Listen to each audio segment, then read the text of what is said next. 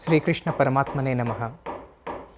భగవద్గీత 2వ అధ్యాయము సాంఖ్యయోగము. అందరికీ స్వాగతం. మనము 14వ శ్లోకం దాకా చెప్పుకొనున్నాము. ముఖ్యంగా 14వ శ్లోకంలో శ్రీకృష్ణ పరమాత్ముడు ఈ ప్రాపంచిక విషయాల గురించి చెప్తున్నాడు కదా. వాటి గురించి 2 లక్షణాలు చెప్పాడు. ఒకటి, ఒక్కొక్కసారి సుఖాన్ని కలుగజేస్తాయి, ఒక్కోసారి దుఃఖాన్ని కలుగజేస్తాయి. రెండవ లక్షణం ఏమిటంటే ఆగమపాయినః, వచ్చిపోయేటటువంటివి, శాశ్వతంగా నిలకడగా ఉండేవి కావు అని. ఈ జ్ఞానంతో మనము 15వ శ్లోకం ఈరోజు ప్రారంభిద్దాము. యం హి న వ్యథయంతే పురుషం పురుషర్షభా సమదుఃఖ సుఖం ధీరం సోమృతత్వాయ కల్పతే. పురుష శ్రేష్ఠుడవగు అర్జున, పురుషులలో శ్రేష్ఠుడు, పురుషర్షభ అనే పదం వాడాడు కృష్ణుడు. ఎవడిని ఈ శబ్ద స్పర్శాదులు అంటే ఈ ప్రాపంచిక విషయాలు, ఈ కోరికలు, సెన్స్ డిజైర్స్ అనేవి బాధింపవో, సుఖ దుఃఖములందు సమభావం కలిగి ఉండగలడో అట్టి ధీరుడే మోక్షానికి అర్హుడు. అందరం అనుకుంటూ ఉంటాం మనకి ముక్తి కావాలి, మోక్షం కావాలి అని. చాలామంది అనుకుంటారు మోక్షం అనగానే మరణానంతరం వచ్చే స్థితి అని.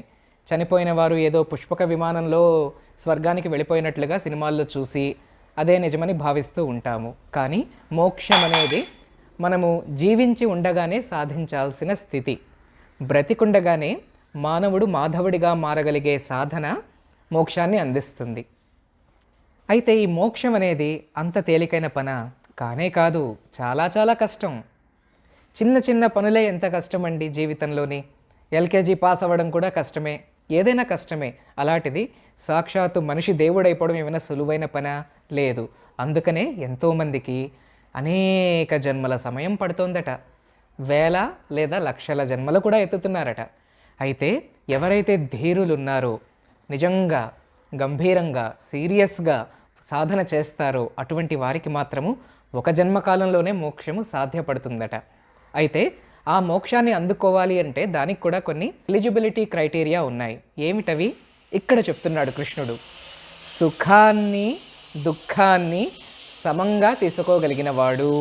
రెండవదేమిటి?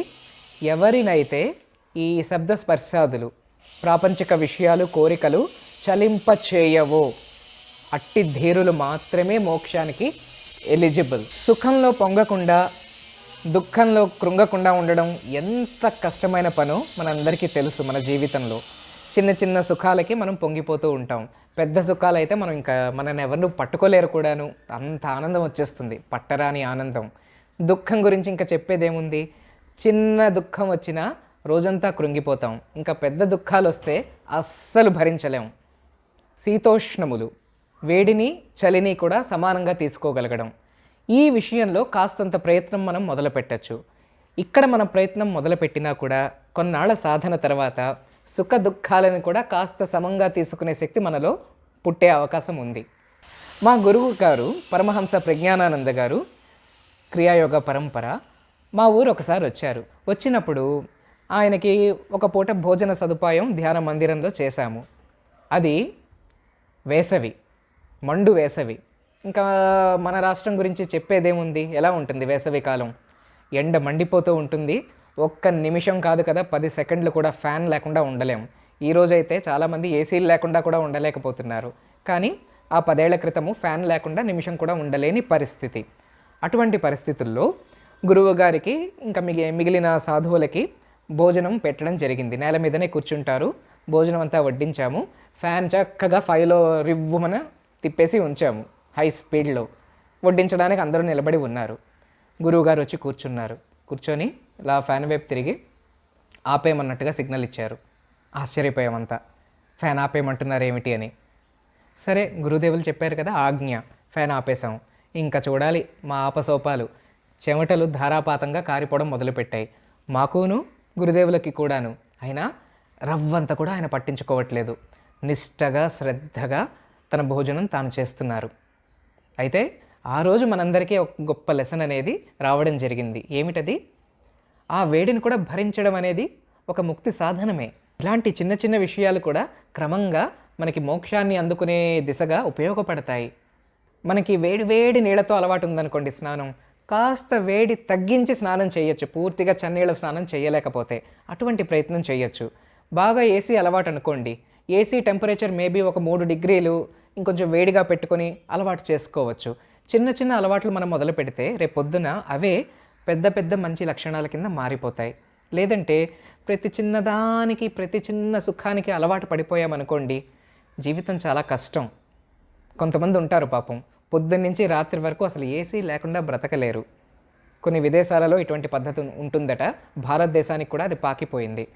ఇంట్లో ఏసీ ఉంటుంది, దిగగానే కారు ఎక్కుతారు, కారులో ఏసీ ఉంటుంది, మళ్ళీ ఆఫీస్కి వెళ్ళగానే అక్కడ కూడా ఏసీ ఉంటుంది. ఇంకా ఎండ కూడా మీద పడదు, విటమిన్ డి లోపాలు, ఆరోగ్య సమస్యలు ఇవన్నీ పక్కన పెట్టండి, అసలు ఏసీ లేకుండా బతకలేని పరిస్థితుల్లో ఉంటారు. అటువంటి వాళ్ళని ఎప్పుడైనా ఏ స్లీపర్ కోచో ఏదో ఎక్కించి చూడండి, అప్పుడు కనబడతాయి వాళ్ళ ఆపసోపాలన్నీను. అస్సలు భరించలేరు, చిరాకు వచ్చేస్తుంది, ఇరిటబుల్ అయిపోతారు, చుట్టూ ఉన్న వాళ్ళని కూడా ఇరిటేట్ చేసేస్తూ ఉంటారు, వాళ్ళు చాలా బాధపడిపోతూ ఉంటారు. అటువంటి జీవితం కాదు మనం కోరుకోవాల్సింది. కాస్త కష్ట నష్టాలని తట్టుకునే శక్తి మనకి రావాలి. అది మోక్షానికి ఎలిజిబిలిటీ క్రైటీరియా, అర్హత అన్నది కృష్ణుడు ఇక్కడ చెప్తున్నాడు. దుఃఖం అనేది ఎలాగైతే ఒక మనోవికారమో, సుఖం కూడా ఒక మనోవికారమట. వికారము అంటే ఏమిటి? నార్మల్ కానిది, అబ్నార్మల్, తేడా. దుఃఖము, బాధ అనేది ఒక మనోవికారమే, సుఖము, పొంగిపోవడము కూడా మనోవికారమే. మనము సినిమాల్లోనో ఎక్కడో చూసుంటాం, లేదా కొన్నిసార్లు కొన్ని కుటుంబాలలో కూడా కనబడుతుంది. ఏమిటది? పెద్ద బ్యాడ్ న్యూస్ వచ్చిందనుకోండి, దుర్వార్త విన్నారనుకోండి, వెంటనే గుండె ఆగిపోవడం, హార్ట్ అటాక్, లేదా పెరాలిసిస్, పక్షవాతం, స్ట్రోక్ అనేది రావడం వినే ఉంటాం, చూసే ఉంటాం. ఒక్క దుఃఖంలోనే కాదండి, పెద్ద శుభవార్త విన్నా కూడా గుండెపోటు వచ్చిన వారు చరిత్రలో ఉన్నారు. మంచి గుడ్ న్యూస్ రాగానే ఆ ఆనందం తట్టుకోలేక గుండె ఆగిపోతుంది. దీన్ని బట్టి ఏమర్థమవుతుంది? సుఖమేమీ గొప్పది కాదు, అలాగని దుఃఖమేమీ ఎప్పుడూ అల్పము కాదు. దేని పాత్ర దానికి ఉంది. రెండూ మనోవికారాలే, ఇది సరికాదు అది సరికాదు. మరి ఏమిటి ఉండాలి? సుఖపడక దుఃఖపడక ఇంకేమిటి పడేది? ప్రశాంతత, కామ్నెస్ అంటారు దీన్ని. ఇదేమిటంటే అప్పు కాదు డౌను కాదు, మధ్యలో వెళుతుంది చూసారా స్థిరంగా. ఇప్పుడు ఒక వేవ్ గీసామనుకోండి, వేవ్ క్రస్ట్ అండ్ ట్రఫ్ అంటాం, అంటే ఎగువకి ఇలా వెళుతుంది, కిందకి మళ్ళీ ఒక గొయ్యలాగా వస్తుంది, వేవ్ కదా, కెరటం. ఆ పైది మంచిది కాదట, కిందది మంచిది కాదట, మధ్యలో నిటారుగా ఒక లైన్ గీసామనుకోండి, ఆ కామ్నెస్ అనేది గొప్ప స్థితి అట. అది మనం చేరుకోవాల్సినది. ఇప్పుడు 16వ శ్లోకం ఏంటో విందాము. నాసతో విద్యతే భావో నా భావో విద్యతే సతః ఉభయోరపి దృష్టోంతః త్వనయోస్తత్వదర్శిభిః. దీని తాత్పర్యము, అసత్యములై ఉన్నటువంటి దేహము అటువంటి వాటికి ఉనికి లేదు, సత్యమైనటువంటి ఆత్మకి లేమి లేదు. తత్వజ్ఞానులు ఈ రెండిటి యొక్క భేదాన్ని స్పష్టంగా తెలుసుకొనగలరు. అర్థమైందా? అసత్యములైన వాటికి ఉనికి లేదు అంటే లేనిది ఉండడం అనేది లేదట, ఉన్నది లేకపోవడం అనేది కూడా లేదట. తమాషాగా ఉంది కదా, ఒక టంగ్ ట్విస్టర్ లాగా. ఏమిటి లేనిది? శరీరము లేదా నామరూపాలు. మనం చెప్పుకొని ఉన్నాం మొన్న, ఈ శరీరం ఉంది, ఎంతకాలం ఉంటుంది? ఈ 70 సంవత్సరాలు, ఈ 80 సంవత్సరాలు, మహా అయితే ఈ 90 సంవత్సరాలు మాత్రమే. అంతకుముందు ఉందా? ఆ తర్వాత ఉంటుందా? ఉండదు. ఎప్పటికైనా ఇది పోయేదే. ఇది సత్యము కాదు, సింపుల్, అంతే కదా, సింపుల్ మ్యాథమెటిక్స్ లాగుంది. ఇది సత్యం కాదు. ఎప్పుడూ ఉండేదేమిటి? సత్యము అంటారు, ట్రూత్ అంటారు, పరమాత్మ అంటారు, ఆత్మ అంటారు, కాన్షియస్నెస్ అంటారు. ఎప్పుడూ ఉంది. మనం ఉండకముందు ఉంది, ఈ జన్మ ఈ శరీరంలో మనం ఉండకముందు కూడా ఉంది, ఈ శరీరం మనం విడిచిపెట్టిన తర్వాత కూడా ఈ షో అంతా, ఈ క్రియేషన్ అంతా నడుస్తూనే ఉంటుంది. అదేదో అప్పుడు ఉంది, ఇక ముందు ఉండబోతోంది. దాన్నే పరమాత్మ అంటున్నాం మనం, ఆ తత్వాన్ని. అది సత్యము. అది లేకపోవడం అనేది లేదు, ఇది ఉండడం అనేది లేదు. అయితే ఈ విషయము ఎవరికి తెలుస్తుంది? తత్వదర్శిభిః, తత్వాన్ని దర్శించిన వాళ్ళకి తెలుస్తుందట. అంటే ఇది థియరీ కాదు, ప్రాక్టికల్. థియరీ చాలా సులువు, నేను చెప్పేస్తున్నాను, కొంతమంది వింటున్నారు ఇప్పుడు చెప్తూ ఉండగా. ఈ శరీరం పోయేదే చెప్పడం చాలా సులువు, కానీ అనుభవంలో ఎంత కష్టము.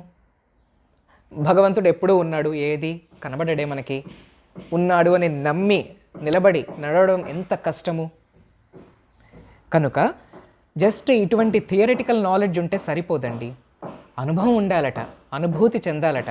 ఈ తత్వాన్ని దర్శించిన వాళ్ళకి మాత్రమే ఈ నిజం తెలుస్తుంది. తత్వదర్శిభిహి అంతే తప్పించి తత్వవాదిభిహి కాదట. అంటే ఏమిటి? తత్వవాదులు. ఇదిగో ఇప్పుడు నేను మాట్లాడుతున్నాను, ఒక వాదన అనుకుందాం దీన్ని, ఇక్కడ చదువుతున్నాను, ఇక్కడ చెప్పేస్తున్నాను, అంతే తప్పించి ఆ అనుభూతి ఎక్కడ? ఈ శరీరం పోయేది అన్న ఆ స్పృహ ఎంత తీవ్రంగా నాలో ఉంది. ఎవరికి వారు ఈ విధంగా మనం ఆలోచించుకోవాలి, ఏ స్థానంలో ఉన్నామో, ఎంత పైకి ఎదగాలి అన్నది. మనము కాస్తో కూస్తో ఇటువంటి అజ్ఞానంలో ఉండడం వలన 2 రకాల దోషాలు జరుగుతున్నాయి మన ద్వారా. 2 తప్పులు చేస్తున్నాం సరైన జ్ఞానం లేక. ఏంటా 2 తప్పులు? ఒకటి, ఉన్న భగవంతుడు మన కంటికి కనబడలేదు కాబట్టి లేడు అనేస్తున్నాం. అందరూ ఇలా అనకపోవచ్చులేండి, కానీ భగవంతుడు ఉన్నాడు అన్న పరిపూర్ణ విశ్వాసం కూడా ఉండదు మనకి. నమ్ముతాం భగవంతుడిని, కానీ ఆ సరెండర్ 100% ధీమా అనేది మనం చూపించలేకపోతున్నాం. కష్టాలు వచ్చినప్పుడు వీగిపోతాం. పూర్తిగా దేవుణ్ణి నమ్మేమనుకోండి, కష్టాలప్పుడు కూడా మనం కృంగిపోము. ఆయన ఉన్నాడు కదా అన్న నమ్మకం 24 hours మనతో పాటు ఉంటుంది. మనకి ఇంకా అంతటి తీవ్రత రాలేదు కనుక ఒక క్షణం దేవుడు అంటాం, మరో క్షణం దేవుడు ఉన్నాడు అని మర్చిపోతూ ఉంటాం. ఇది మొదటి తప్పు. ఉన్న భగవంతుడు ఎల్లవేళలా ఉన్నాడు అన్న స్పృహ లేకపోవడం మొదటి తప్పు. దీన్ని ఏమిటంటారట? అసంభావన దోషము అంటారట. ఉన్నది లేనిదిగా భావించడం. రెండో తప్పు ఏమిటి? లేనిది ఉన్నట్లుగా భావించడం. మనకి వెన్నతో పెట్టిన విద్య. లేనివి ఉన్నట్టుగా భావించడం మనకి బాగా అలవాటు. ఇప్పుడే చెప్పుకున్నాం శరీరం గురించి. గ్యారంటీగా వెళ్ళిపోతుందని తెలిసినా కూడా దీని గురించి మనం పడే తాపత్రయము అంతా ఇంత కాదు. శరీరం గురించి ఎంత శ్రమ పడతామో, అలాగని ఏదో ఎక్సర్సైజ్లు జిమ్ములకు వెళ్ళి శ్రమ పడతామా? అది కాదు. అబ్బే, వ్యాయామాలు కాదు మనం పడే శ్రమ. ఎంతసేపు ఈ శరీరాన్ని మేపడము, లేదా ప్రాపంచిక విషయాలు, కోరికలు తీర్చుకోవడానికి తాపత్రయపడము. ఇది తినాలి, అది వినాలి, ఇది చూడాలి, అదే మన తాపత్రయం. అంతా ఈ శరీర సంబంధమే. కనుక ఈ అశాశ్వతమైన దానిని, ఎప్పటికో ఎప్పటికీ లేకుండా పోయేదానిని ఎప్పటికీ ఉంటుంది అని నమ్మడము, ఇది రెండవ దోషము. దీనిని విపరీత దోషము అంటారట. అసంభావన దోషము, విపరీత దోషము. దానివల్ల ఏమవుతుంది? డబల్ పొరపాటు అయిపోతుంది. రెట్టింపు తప్పు జరిగిపోతుంది అక్కడ. ఒకటి కాదు, డబల్ తప్పు జరిగిపోతుంది. ఫర్ ఎగ్జాంపుల్, ఒక మనిషి ఉన్నాడు, అతను అంటాడనమాట, ఏమని? నేను పక్క వాళ్ళకి మేలు చెయ్యను అంటాడు. సరే, అతని ఇష్టం, అతనిది. పక్క వాళ్ళకి అతను సహాయం చెయ్యడు. అది ఒక రకంగా పొరపాటు అనుకుందాం. దానికి ఇంకొక రెండో భాగం కూడా ఉంది ఇదే స్టేట్మెంట్కి. నేను పక్క వాళ్ళకి కీడు కలిగిస్తాను అంటాడు వాడు. అంటే ఏమిటి? ఒక పక్క మేలు చేయకపోగా కీడు కూడా చేసి పెడుతున్నాడు. రెట్టింపు తప్పు జరిగిపోతుంది. అది మేలు చేయకపోయినా పర్వాలేదు, హాని చేయకుండా ఉంటే గొప్ప కదా. కనీసం కొంతలో కొంత ఒక 50% కన్సలేషన్ మనకి. కానీ ఒక పక్క మేలు చేయరు, ఒక పక్క కీడు కూడా చేస్తారు. అంటే రెట్టింపు దోషం అయిపోయింది. అది డబుల్ పొరపాటు అయిపోయింది. అది ఆ స్థితిలో పడ్డాం మనమంతాను. భగవంతుణ్ణి పూర్తిగా నమ్మలేకపోతున్నాం, దీన్ని నమ్మేస్తున్నాం, ఎప్పుడో పోయే శరీరాన్ని. అందువలన మన బాధ 2 రెట్లు. ఒక బాధ కాదు, రెట్టింపు బాధ మనది. దీన్నే భ్రాంతి అని కూడా అంటారటండి. ఒకానొక సమయంలో ఒక గ్రామం ఉండేది. ఆ గ్రామంలో నీటి కొరత, నీళ్లు దొరికేవి కావు. అయితే ఒక పలానా ప్రదేశంలో మాత్రం మంచి నీళ్లు పడతాయని శాస్త్రజ్ఞులు ఎవరో వచ్చి చెప్పడం చేత ఆ ఊరి సర్పంచ్ గారు అక్కడ బావి తవ్వించారు. నీళ్లు పడ్డాయి. అందరూ ఊపిరి పీల్చుకున్నారు. అప్పటి నుంచి ప్రతి ఇంటివారు వచ్చి అక్కడికే వచ్చి నీళ్లు తోడుకొని వెళుతూ ఉండేవారు, కుండల్లో ఎత్తుకొని వెళుతూ ఉండేవారు. ఇది చూసిన సర్పంచ్ గారు, మంచి మనసు అతనిది, బావికి చుట్టుగట్టు పారాపెట్ కట్టించారు, సిమెంట్ చేయించారు, నీళ్లు కొంచెం డ్రైన్ అవ్వడానికి వసతులు ఏర్పాటు చేశారు. అప్పట్లో గిలకలన్నీ ఉండేవి కదా, తాడు జర్రమని జార్చచ్చు, పైకి చేదలాగచ్చు, అవన్నీ వరుసగా ఒక 4 పెట్టించారు ఆయన. చాలా సంతోషంగా ఊరి వాళ్ళందరూ నీళ్లు తీసుకొని నీటి కొరత కొంతవరకు లేకుండా అయ్యింది ఆ ఊరికి. ఒక రోజు ఏం జరిగింది? పక్కూరు నుంచి ఒక స్త్రీ ఆ ఊరికి వచ్చిందనమాట. కొత్త కోడలు పెళ్ళయి వచ్చింది. తన్ని నీళ్లు తీసుకురమ్మని వాళ్ళ అత్తగారు చెప్పారు. బయలుదేరింది. వెళ్ళిన తర్వాత తను వచ్చేసరికి మధ్యాహ్నం సమయంలోనే అక్కడ ఒక నల్లతాచు బ్లాక్ కోబ్రా పడి ఉంది.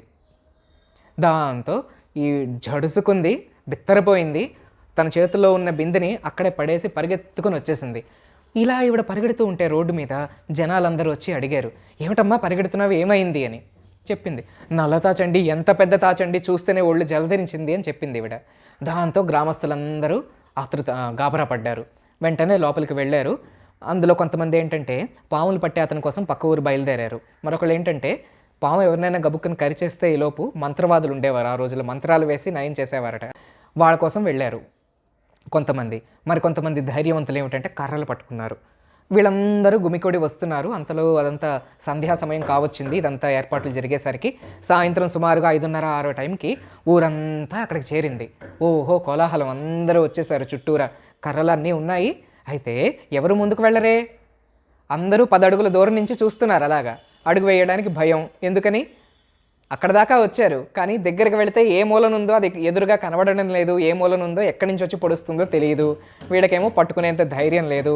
అందరూ ఎవరికి వాళ్ళే అక్కడ ఉండిపోయి గుసగుసలు ఆడుకోవడం మొదలుపెట్టారు.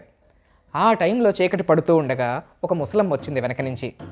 వచ్చి దీపం వెలిగించుకొని వచ్చింది, చీకటి పడుతోందని. ఆ దీపం పట్టుకుని వెళ్ళిపోతుంది అలా నూతి దగ్గరికి. దాంతో అక్కడ ఉన్న వాళ్ళు చెప్పారు, ముసలమ్మ ఇంకొన్నాళ్ళు ఈ లోకంలో నువ్వు ఉండొచ్చు కదా, ఎందుకు ఈ ఆతృత నీకు, పాము ఉందని తెలియదానికి అక్కడ, అది ఎక్కడుందో తెలియక మేం గాబరా పడుతుంటే నువ్వు నేరుగా వెళ్ళిపోతున్నావు, కాస్త ఆగు ఇక్కడే, నువ్వు ఆ పాము పట్టాక వెళదు కానీ, అది మీరు ఉండండి అని చెప్పి వెళ్ళింది ఆవిడ, ముసలావిడ. వెళ్ళి ఒక పెద్ద నల్లగా మాసిపోయిన కొబ్బరి తాడు ఒకటి పట్టుకొని వచ్చింది. మా కోడలు మధ్యాహ్నమే దీన్ని ఇక్కడ వదిలేసి వచ్చేసింది, ఇల్లంతా వెతికాను ఎక్కడా దొరకలేదు, నూతి దగ్గరే పడేసి ఉంటుందని తెలిసి వచ్చాను, ఇదిగో తాడు అని పట్టుకొని వచ్చింది. అందరూ మొహాలు చూసుకున్నారు. అర్థమైపోయింది కథ ఏం జరుగుతోంది. అక్కడ అసలు ఆ నల్లత్రాచ్ అనేది ఉన్నదే లేదు. అదంతా కూడా ఈ కొత్త కోడలి యొక్క భ్రాంతి మాత్రమే. ఆ భ్రాంతి నిజమని నమ్మేసి ఊరి ప్రజలందరూ కూడా ఒకే భ్రాంతికి లోనయ్యారు, లేనిది ఉన్నట్లుగా భావించారు. ఎంత సమయం వేస్ట్ అయ్యింది, ఎంత థాట్, ఆలోచన, ఎఫర్ట్, ప్రయత్నం అన్నీ వృధా అయిపోయాయి. మన జీవితాలు కూడా అంతే. ఎవరో చెప్తూ ఉంటారు, ఎవరినో చూస్తాము, వాళ్ళు పలానా గొప్ప కారులో తిరగడం చూస్తాము, లేదా గొప్ప బండి కొనుక్కోవడం, గొప్ప ఇల్లు కట్టుకోవడం చూస్తాము. అది నిజము, అది గొప్పతనము అనుకుంటాం, నమ్మేస్తాము. అదే భ్రాంతిలోకి మనం కూడా వెళ్ళిపోతాం. మనకి అలాంటి కారు కావాలి, మనకి అలాంటి ఇల్లు కావాలి, మనకి అలాంటి బండి కావాలి. లేదా ఒకళ్ళెవరో పలానా చదువుకొని పలానా గొప్ప దేశానికి వెళ్ళిపోయారు, మనం వాళ్ళని చూసి మనము అదే గొప్పదని నమ్మేస్తాం. మనం కూడా అలాంటి చదువు చదవాలి, మనము అలాంటి దేశానికే వెళ్ళిపోవాలి, మనము అంత డబ్బు ఆర్జించుకొని రావాలి. ర్యాట్ రేస్ అంటారు దీన్నే ఇంగ్లీష్లోని. దానిలో పడి కొట్టుకుంటున్నాం మనం. కనుక ఏది సత్యము నిత్యము, ఏది అసత్యము అనిత్యము అనేది తెలియాలి కాస్త. ఎలా తెలుస్తుంది? ఇదిగో పరమాత్ముడి మాటలు, భగవద్గీత వంటివి అందుకోగలిగితే మనకు కూడా అటువంటి స్పృహ నెమ్మదిగా డెవలప్ అవుతుంది. ఇప్పుడు 17వ శ్లోకం ఏంటో విందాము. అవినాశితు తద్విద్ధి ఏన సర్వమిదం తతం వినాశమవ్యయస్యాస్య న కశ్చిత్ కర్తుమర్హతి. ఓ అర్జున, ఈ సమస్త ప్రపంచము ఏ ఆత్మచేత లేదా ఏ తత్వము చేత వ్యాపింపబడి ఉన్నదో అది నాశరహితమై ఉన్నదని గ్రహించు, తెలుసుకో. అవ్యయమగు అట్టి ఆత్మకు వినాశనమును ఎవ్వడూ కలుగజేయలేడు. ఏంటి ఇక్కడ కృష్ణుడు అంటున్న మాట? ఈ సృష్టి మొత్తము, ఈ విశ్వమంతా ఏదో ఒకటే తత్వము నిండిపోయి ఉందంట, ఒకే తత్వం అట, అదంతా ఒకటేనట, అది నాశరహితమై ఉన్నది అని తెలుసుకో అంటున్నాడు. మనకు తెలియదు కాబట్టి.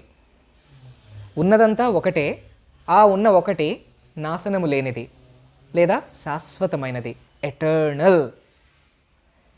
మరొకటి ఏమిటి?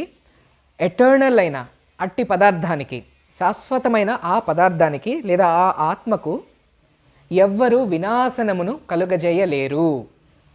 అది శాశ్వతము. శాశ్వతమైన దాన్ని ఎవరు డిస్ట్రాయ్ చేయగలరు, పాడు చేయగలరు, నాశనము చేయగలరు? ఎవరి వల్ల కాదు. ఎవరైనా పాడు చేయగలరు అంటే లేదా అంతమొందించగలరు అంటే అది శాశ్వతం అవుతుందా? లేదే, అది కూడా అశాశ్వతమే. ఎవరూ ఏమీ చేయలేరు. ఆ ఉన్న తత్వం పేరేమిటి? అంతటా ఉన్న ఒకే తత్వం పేరు ఆత్మ, లేదా ఆ ఆత్మ విస్తృతమైన స్థాయిలో పరమాత్మ అనిపించుకుంటుంది. ఎరుక, కాన్షియస్నెస్, కాస్మిక్ ఎనర్జీ, భగవంతుడు, డివైన్ మదర్, డివైన్ ఫాదర్, ఏ నామంలో అయినా పనిచేస్తుంది, ఏ రూపంలో అయినా స్పందిస్తుంది. అంతా ఉన్నది ఒక్కటే అన్న గొప్ప విషయం ఇక్కడ చెప్తున్నాడు కృష్ణుడు. అందుకే అన్నారు కదా, ఏకోహం బహుశ్యాం. ఏకోహం, ఒకే అహం ఉన్న ఒక్కటే బహురూపాలలో మారిపోయిందట. ఇది తెలుసుకోవడం కూడా మనకి చాలా ముఖ్యమైనది. ఈ తత్వం మన మనసులోకి దూరిందనుకోండి, మన బాధలు అక్కడికక్కడే 40-50% తగ్గిపోతాయి. ఉన్నదే 10 రూపాల్లో మారిపోయింది అని తెలుసుకుంటే, అంతా ఒకటే, అందరూ ఒకటే అని తెలుసుకుంటే మన కష్టాలు తగ్గుతాయి. ఎదుటి వాళ్ళు పూర్తిగా వేరు, వాళ్ళు వేరు, నేను వేరు అనుకోవడం వల్లే కదా ఇన్ని కష్టాలు వస్తున్నాయి. వాళ్ళు మనల్ని బాధ పెట్టడం, వాళ్ళు బాధపడడం రెండూ జరుగుతున్నాయి. ఉన్నదంతా ఒక్కటే అని తెలిస్తే, కనీసం థియరిటికల్గా అయినా తెలిస్తే, ఈ భేదభావాలు, ఈ డిఫరెన్సెస్ అనేవి నెమ్మదిగా తగ్గుతూ వస్తాయి. మనకి ఏకత్వం కనబడుతుంది. బంగారం గురించి చెప్తారు. బంగారం ఒకటే, కానీ చెవులకు పెడితే ఇయర్ రింగ్ అయిపోతుంది, అది ముక్కుకు పెడితే పుడక అయిపోతుంది, అది చేతికి పెడితే గాజు అయిపోయింది, మెడలో వేస్తే గొలుసు అయిపోయింది, రిస్ట్కి పెడితే బ్రేస్లెట్ అయిపోయింది. కానీ అన్నీ వేరువేరా? లేదే, ఒకటే బంగారం. అదేవిధంగా ఈ రూపంలో ఇక్కడ నేను చెప్తున్నాను, సమీర్ అన్న ప్రస్తుత పేరుతో ఇక్కడ ఒక రూపం ఉంది, ఎదురుగా ఎవరో వింటున్నారు, ఆ వింటున్న వారి పేరుతో ఆ రూపంతో ఇంకో తత్వం ఉంది. అలాగే చుట్టూరా అందరూ రకరకాల వ్యక్తులు, జీవరాశులు అన్నీ ఉన్నాయి, అందరూ ఉన్నారు. అయితే అంతా ఒకటేనట, అందరూ ఒకటేనట, ఉన్నదంతా ఒకటే తత్వం అట. ఎంత అద్భుతంగా ఉంది వింటుంటేనే. ఇప్పుడు 18వ శ్లోకంలోకి అడుగు పెడదాము. అంతవంత ఇమే దేహ నిత్యస్యోక్తా శరీరిణః అనాసినో అప్రమేయస్య తస్మాత్యుధ్యస్వ భారత. 2 విషయాల గురించి కృష్ణుడు ఇక్కడ ప్రస్తావిస్తున్నాడు. ఒకటి దేహి, 2 దేహము. దేహి అంటే దేహములోనున్నది, కంటికి కనబడకుండా అంతర్గతంగా లోపల ఉన్న తత్వము దేహి. ఆ దేహినే ఆత్మ అని మనం పిలవచ్చు. ఈ ఆత్మ ఎటువంటిది? నిత్యమైనదట, నాశరహితము. నిత్యము, ఎప్పుడూ ఉండేదే. నాశరహితము అంటే నాశనము లేనిది, అంతము లేనిది, ముగింపు లేనిది. అటువంటి ఆత్మ శాశ్వతమైనది. కానీ ఆ ఆత్మ యొక్క దేహము మాత్రము నశించిపోయేటటువంటిదే. ఆత్మ యొక్క దేహము, ఈ పదం గమనించారా? ఆత్మ యొక్క శరీరం అట. ఆత్మది శరీరం, కానీ శరీరం ఆత్మది కాదు. ఒక 2 వీలరో బండో ఉందనుకోండి, నా యొక్క బండి అంటాం, బండి యొక్క నేను అంటానా? కాదు కదా. నా యొక్క బండి అది, అక్కడ బండి కన్నా నేను గొప్ప. అలాగే ఈ శరీరంలో ఉన్న ఆత్మ అనుకోవడం కాదట. ఆత్మ శరీరం కన్నా గొప్పది, అత్యంత ఉన్నతమైనది. ఆత్మ యొక్క శరీరం అట. ఇప్పుడు మనం ఆలోచించాలి, మనం నిజానికి ఆత్మనా శరీరమా? మనం ఈ శరీరమే అనుకుంటూ ఉన్నంత కాలము ఓ అంతులేని కష్టాలు. ఈ శరీరం కాదేమో, అంతకు మించి ఉన్న తత్వాన్నేమో అన్న ఆలోచన మొదలవ్వగానే మన కష్టాలు తగ్గడం మొదలవుతాయి. కష్టాలు ఎలా ఉన్నా వాటి పట్ల మనం స్పందించే తీరు మాత్రం మారిపోతుంది. మనలో ప్రశాంతత మొదలైపోతుంది. శాంతి మంత్రంతో ముగిద్దాము. ఓం శాంతి శాంతి శాంతి. जय बोलो श्री कृष्ण परमात्मा की जय.